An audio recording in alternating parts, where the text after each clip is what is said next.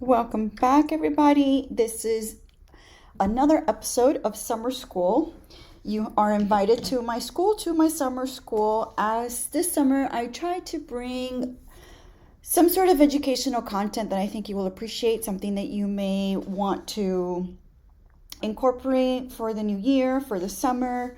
I'm just trying to give you guys some value here. So today, the topic will be how to create your signature style. So some of you may say, gosh, I see someone online or I see them on Instagram and they have such great style. They have a very unique style. Or, every time you see something, you're like, oh, that would be perfect for her because that's like part of her style. So that's kind of what I'm talking about today.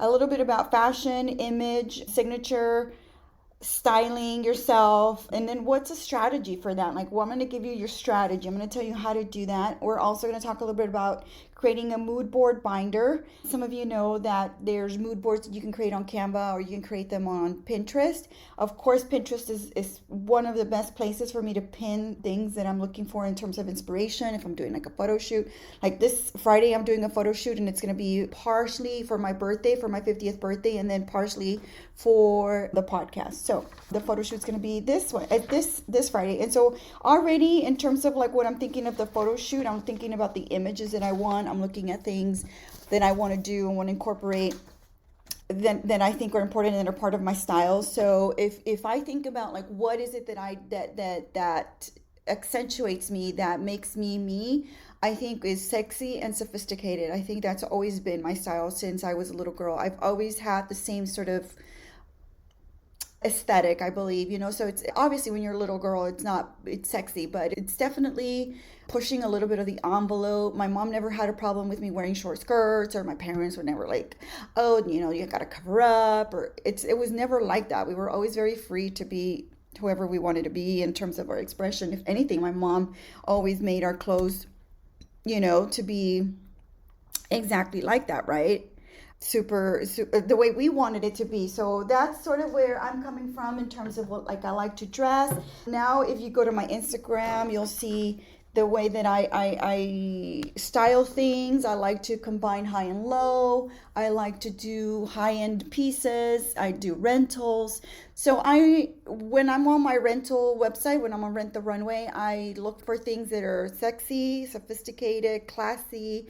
I like bold colors. I like yellow, orange, red. Like those are bold colors that I really enjoy, especially for a girl like me with brown skin. Like colors like corals and oranges are really good. They look really good on my skin. Colors like red are not so good. Those are better for people with lighter skin. So you got to think about what your skin, how the colors also affect your mood. They also can make you feel happy, can make you feel dowdy, can make you feel excited. I mean, so that's the kind of thing that I'm thinking about as I'm looking for inspiration for like a photo shoot, for an event. If I'm going out, what am I wearing? What do I want to do? So you got to definitely know your body. So part of the strategy is I'm going to give you 7 different things to do, to look for in terms of you developing your personal signature style. Okay. And you can apply this at work and at home. So what I'm giving you is for both. Like I don't change my aesthetic. I maybe modify it a little bit if like I'm going out with girlfriends or friends or brunch, or if I'm on a date night with my husband. Obviously it's a little sexier, a little more revealing, but I think overall your aesthetic shows, right? If you see me at a realtor's event, I'm definitely going to be wearing like a power suit. It's going to be fitted. It's going to be colorful. I'm wearing like a nice pair of high-end, pumps, whether it's my Manolos, whether it's my Prada shoes. And I buy all that stuff on the Real. So I don't pay full price for any of that. All right, so number 1, know your body. Certain styles look better for your shape than others. So think about your style. Is it pear? Is it an apple? Like all of you is like a little round. Is it hourglass? So hourglass is, the waist is tiny, your snatch. that kind of thing. So think about your body. What sorts of things do you try to hide? Like some of us have big boobs, we try to hide them a little bit. That's my problem. I hate that they're so big and they just keep growing back. So that's one of the things. But I really like my legs because I think my legs are really fit and because I danced for so many years. So I always try to accentuate like short, especially if I'm a short girl. The shorter the better. So know your body. Number two, get style inspired. Do you have a public figure who you admire their style?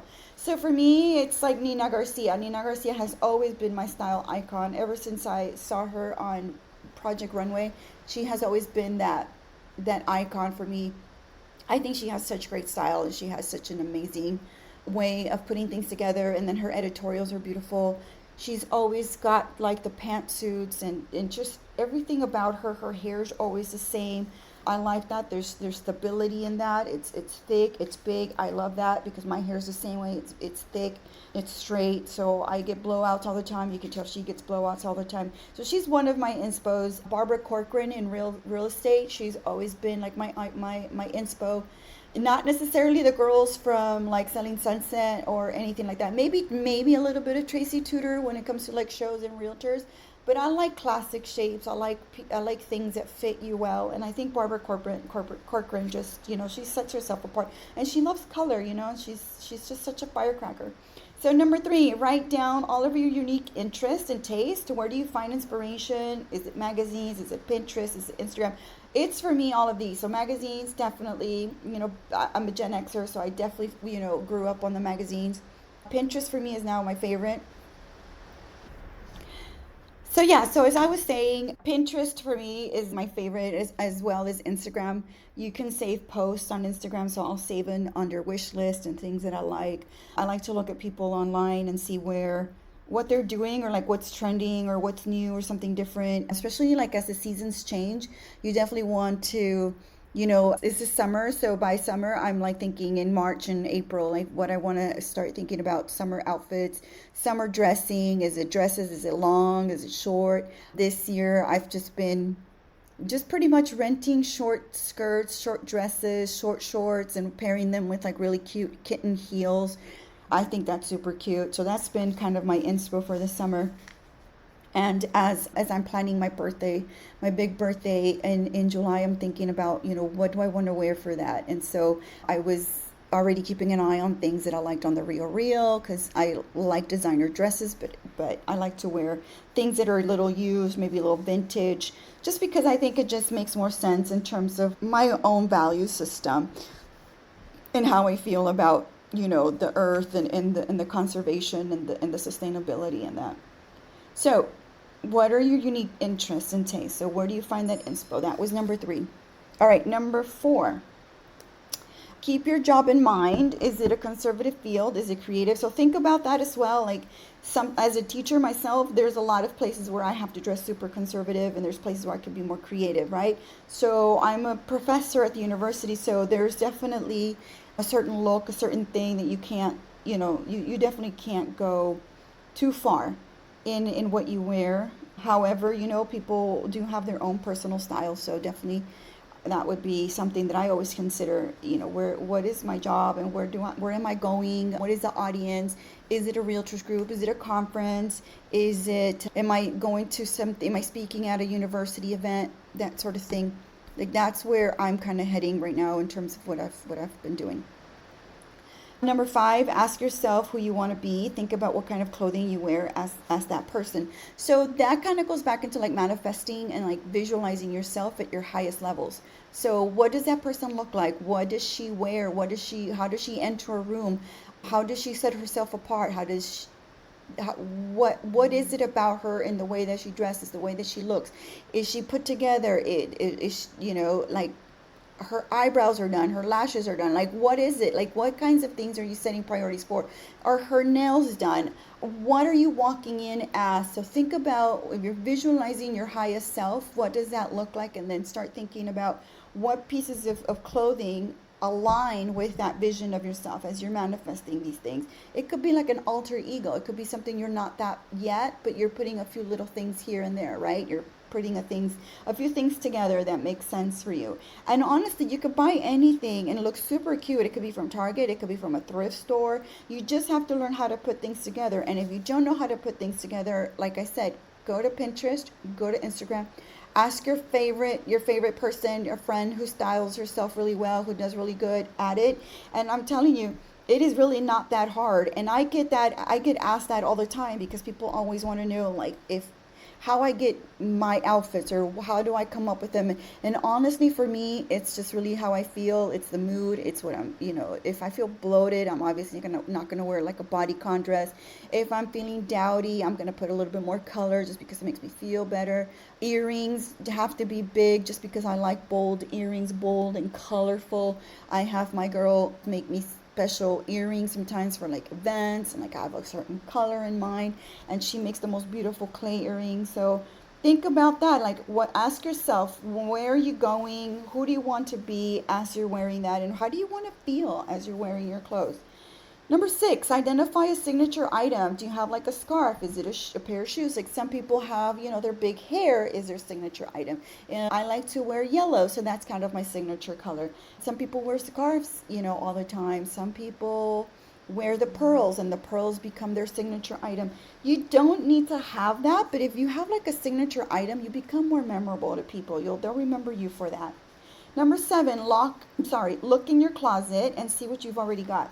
So again, going back to the value system, thinking about reusing, recycling, and re-wearing things. So look in the closet, see what you've got, and things that don't fit you, go ahead and donate them. Send them to, or give them to someone who you think would go perfectly. I also like to host clothing swap parties, so that's where I typically take the things that don't fit anymore, or I just don't wear anymore, or they just don't make me feel happy anymore. The things change, we're all growing up. We're all growing into different places, into different things. Many of us are a little older. We just can't fit into some of the stuff anymore. So that's fine. That's perfectly fine. Just, do something with it. Sell it on Poshmark if you want. Like, I'll do that as well. So those are your 7 strategies to think about. Like I said, always think about where you're heading. What is your mission? What is the environment that you're going into? And then at the same time, are you feeling comfortable and happy in what you're wearing? Colors have a huge impact on on your mood and your attitude. So I'm going to give you a few colors and a few color emotions, and see if any of these make you feel something special, make you think of something.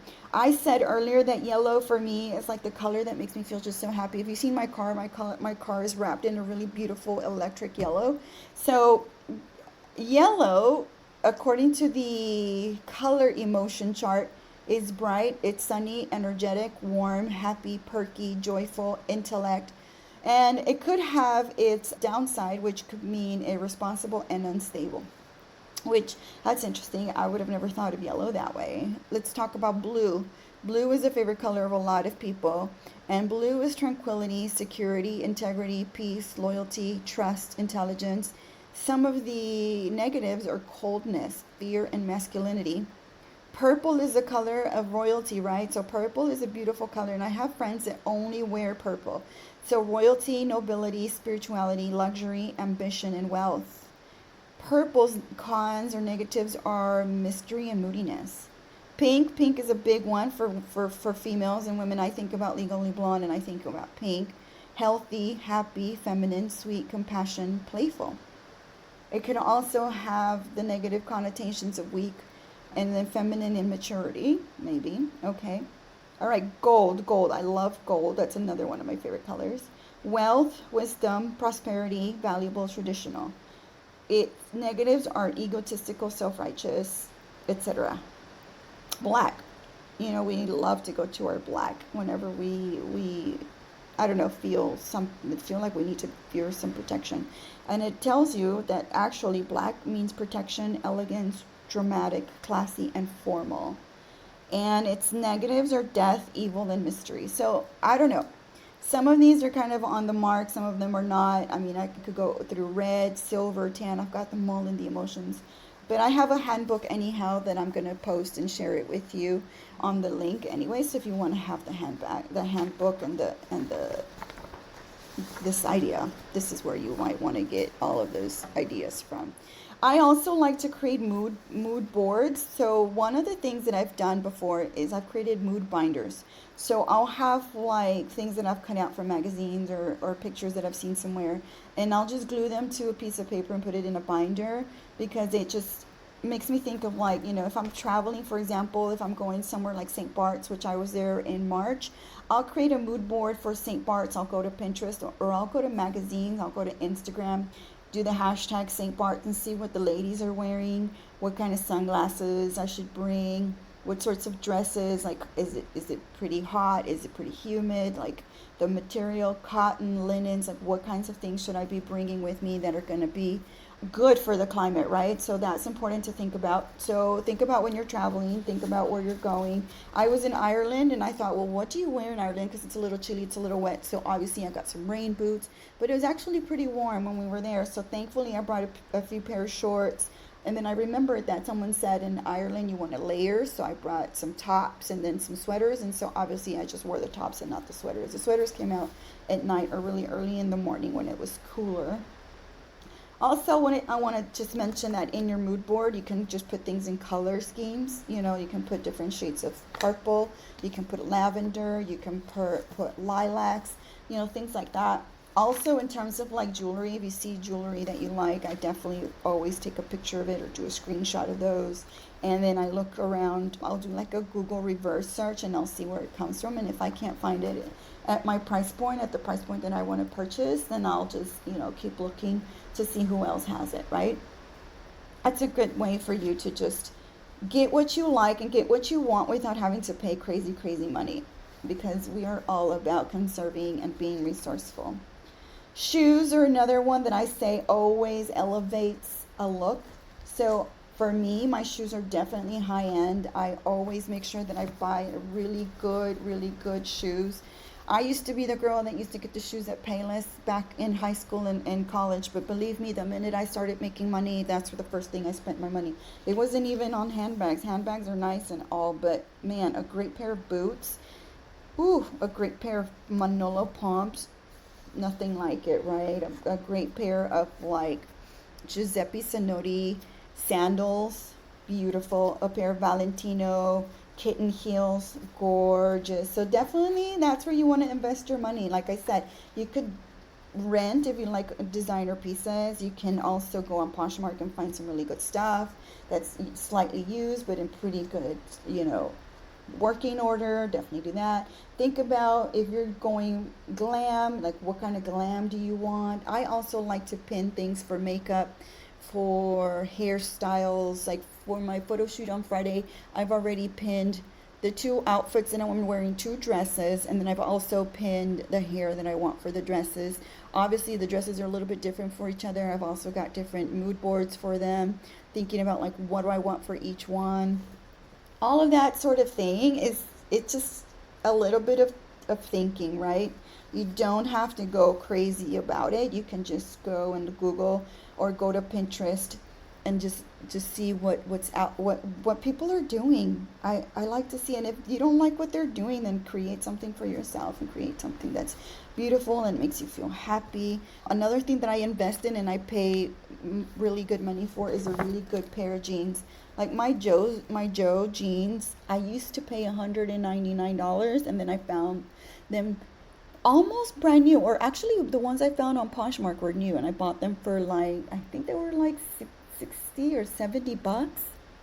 Amazing. What a deal, right? And they were perfectly fine. They were Joe's jeans, and Joe's jeans just have a way of like making your body look super hot and super good. They make your especially your butt look great.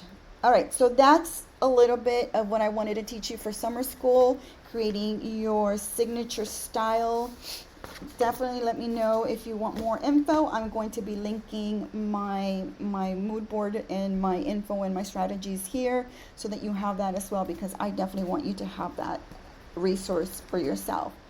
Let me know if there's something you want to learn. I've got tons of things. I've got like how to create a newsletter. I've got a class on how to write your own book. I've got something on podcasting. I have the blueprint. I talked about that last time. A travel checklist. I have that. I linked that for you guys as well. So yeah, let me know what it is that you want to learn. And I'm excited, super, super excited to just give it all to you guys. And please subscribe. Tell your friends about me. Tell your friends about this podcast. We're also looking for sponsors for the next season. It really doesn't take much, and you can really become an instrumental part of our growth.